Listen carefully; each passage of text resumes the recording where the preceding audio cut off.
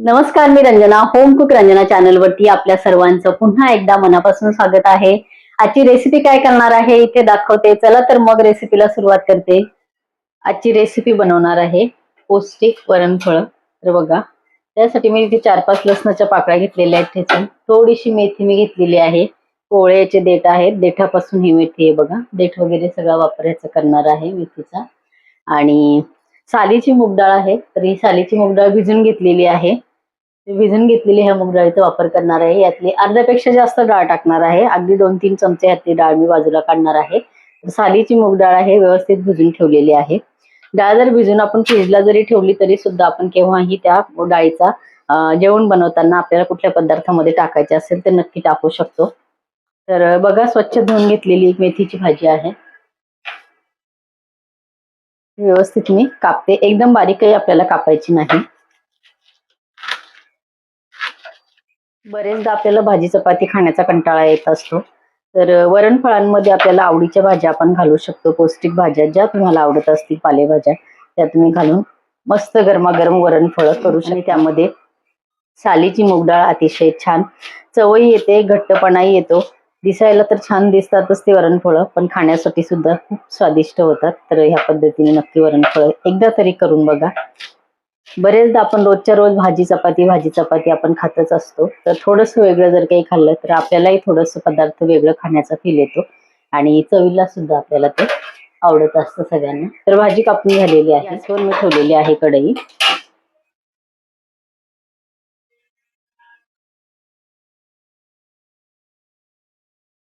2 teaspoon मी तेल घातलेलं आहे. तेल आपल्याला कडकडीत गरम करायचं आहे.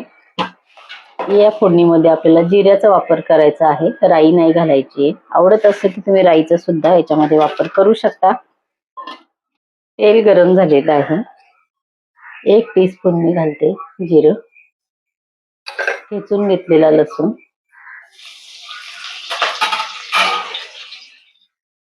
अर्ध्यापेक्षा जास्त मूग डाळ मी याच्यामध्ये घातलेली आहे. अर्धा टीस्पून घालायचे आहे हळद, आवडीनुसार घालायचे आहे. मिरची पावडर थोडीशी अजून टाकते.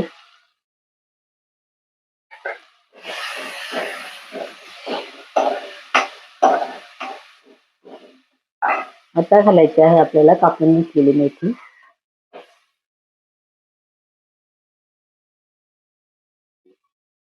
मूग डाळ याच पद्धतीने घाला. भिजून घेतल्यानंतर मूग डाळ शिजायला तर वेळ लागत नाही आणि यामध्ये जसं मी सांगितलेलं आहे त्याप्रमाणे मूग डाळ करा. त्या वरणफळं जे आहेत अतिशय स्वादिष्ट होतात आणि ती डाळही याच्यामधली खाण्यासाठी अतिशय छान लागते.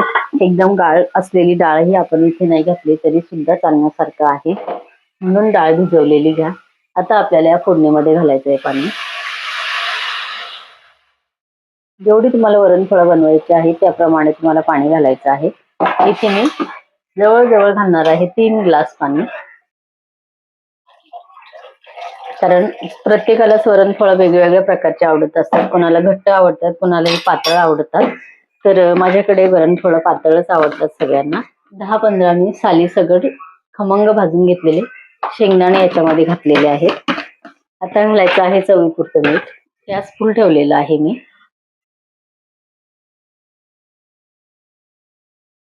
चवीपुरतं मीठ घातलेलं आहे. तर ह्या पाण्याला, फोडणीच्या पाण्याला उकळी येईपर्यंत आपल्याला जेवढे वरणफळं बनवायचे आहे तेवढ्या आपल्याला चपात्या लाटून घ्यायच्या आहेत. तर चपात्या मी इथे लाटायला सुरुवात करते. तर इथे प्लॅटफॉर्म मी स्वच्छ केलेला आहे. तर इथेच मी ह्या चपात्या लाटून घेणार आहे.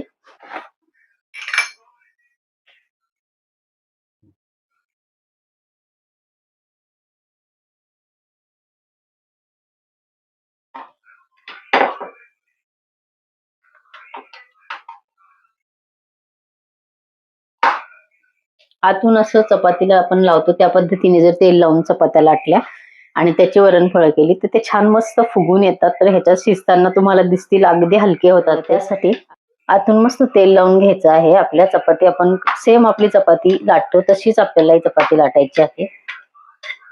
जास्त घट्टही नाही, जास्त पातळही नाही. हे बघा, एक चपाती आपली लाटून झालेली आहे. ती मी इथे बाजूला ठेवते. पातळ ह्या पोळ्या मी लाटलेल्या आहे. पाण्याला आपली उकळी आलेली आहे. हे बघा, ज्या पद्धतीने तुम्हाला लहान मोठे हे पोळ्यांचे तुकडे करायचे आहे त्याप्रमाणे तुम्हाला इथे पोळ्या कापून घ्यायच्या आहेत. पाण्याला खळखळून उकळी आलेली आहे. हे बघा, एक एक एक एक आपल्याला हे कापलेले जे तुकडे आहेत तर हे या पाण्यामध्ये सोडायचे आहेत फोडणीच्या.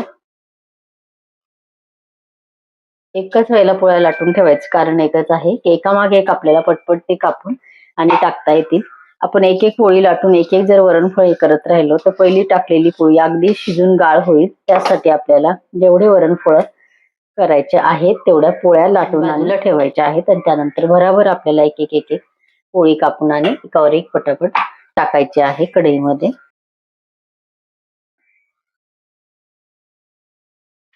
इथे बघा,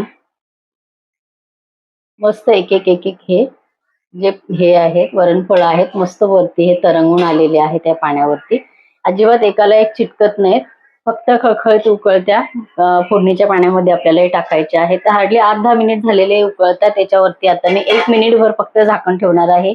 गॅस फुलच आहे, भांड मोठं आहे त्यामुळे वरती जाणार नाही. तुमचं जर पातेलं छोटं असेल तर मात्र झाकण थोडंसं असं गॅप करून ठेवा. तर आता इथे मी मोठं पातेलं आहे, मोठी कढई आहे. उकळलं तरी वरती जाणार नाही त्यामुळे मी पॅक झाकण ठेवलेलं आहे. तर 1 मिनिटभर फक्त आपल्याला हे शिजवायचे आहेत. लगेच आपले वरणफळ तयार होणार आहे.